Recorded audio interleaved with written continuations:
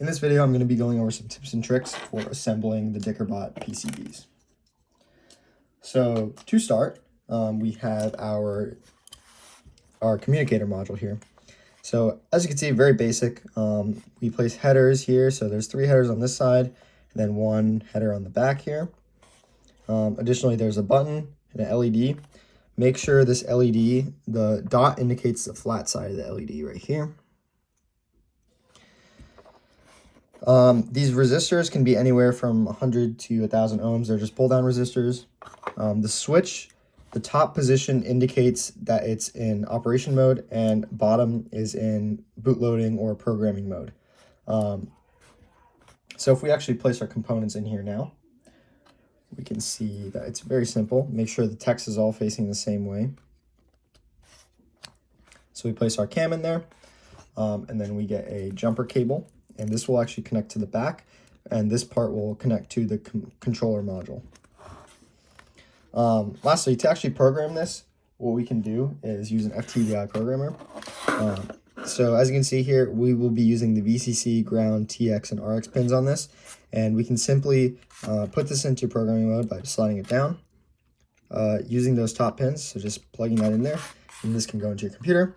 You program it, you remove this, and then you set it back to operation mode, plug it in, and you're good to go.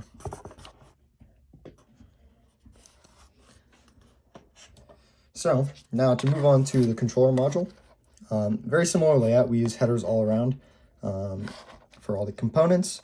Some things to note with this, on the back here, we have 2-pin headers on each side. Those are for the wheels right here. So if we were to set this like right there, and to actually connect it up, we see that each of these has 2 pins.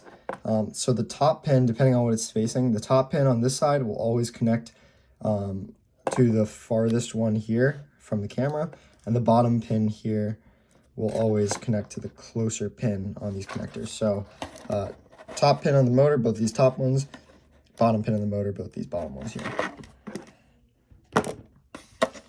Another thing to say here, these switches all are for the 9-volt batteries to turn them on and off.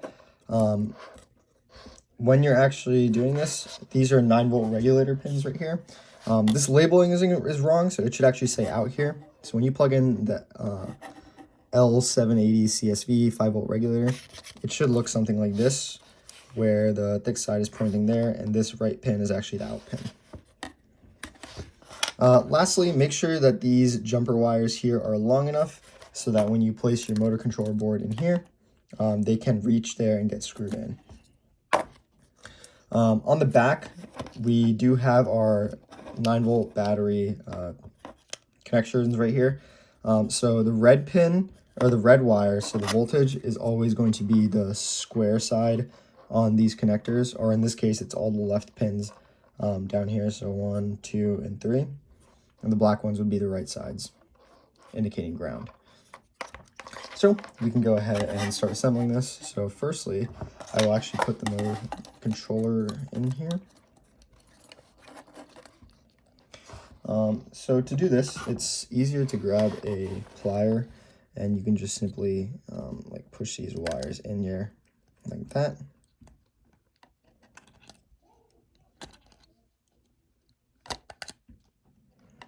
Make sure they go all the way in, just like that. Don't screw anything down yet. It's easier to do both sides first.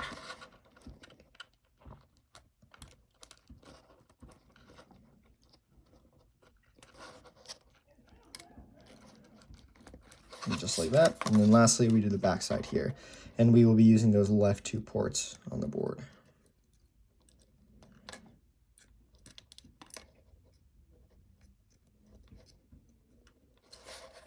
So once we're there, make sure this is squared away with the little square on the actual PCB. And then once we're in position, hold it pretty still, and you're going to grab a flathead screwdriver or a star and just tighten these down. Don't go too tight to start, just start a little bit loose. Rotate to the other side.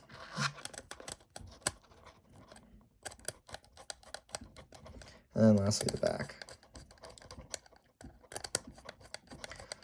Now, once you do that, you can actually tighten these a little more now that it's in place. And this is so it just does not come undone when the robot is driving.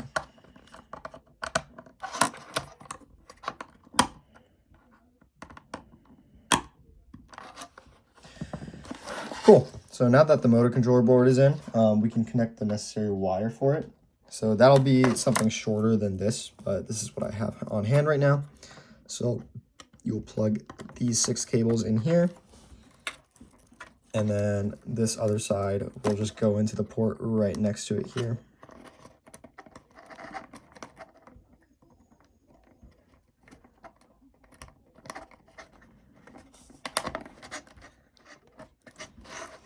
And make sure they go into the exact matching parallel ones.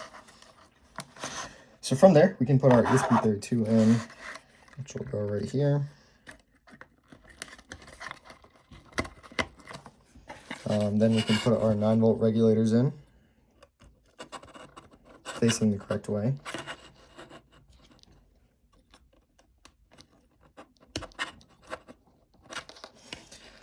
From there, we can actually grab our IMU, which is going to go right here. And then we need to put our distance sensors in. So there will be 4 of these.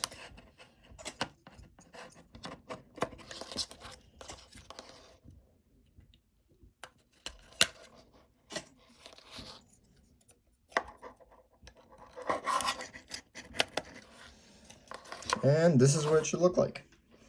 So last but not least, we need to attach the batteries, wheels, and connect it to the communicator module. So firstly, we can do the wheels. So if we grab 2 wheels here, remember what I said about the top cable and bottom cable. If we put the board like this, the top one is always going to go to the first port. The bottom one will go to the second port here. Likewise, on the other side, we do the same thing.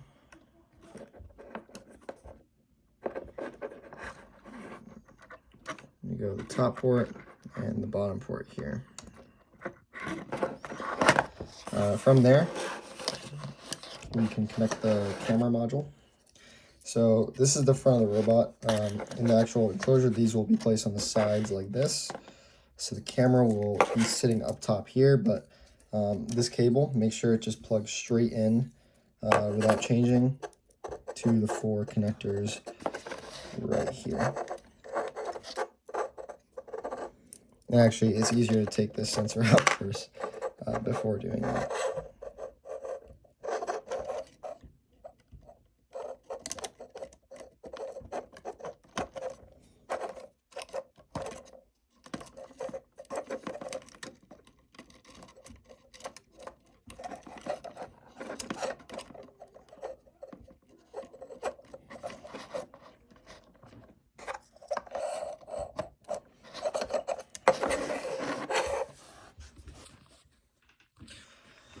And from there, we can actually place our batteries in now. So if we grab 3 9-volt batteries, we just connect them up.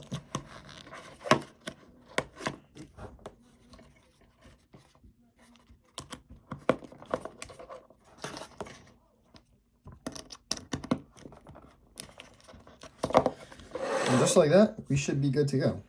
So if we go ahead and run this, just to test, first we turn the communicator switch on, and we get a status LED indicating it was successful. From there, we turn the controller switch on, which is the next one over, and we will see an LED there. We need to press the reset button sometimes, as it can get stuck due to a pulse width modulation signal on boot. And then finally, we turn the motor controller board on. So as we can see here, we do see an LED indicating that's on, and everything else is working. So that is some tips on how to assemble the DickerBot.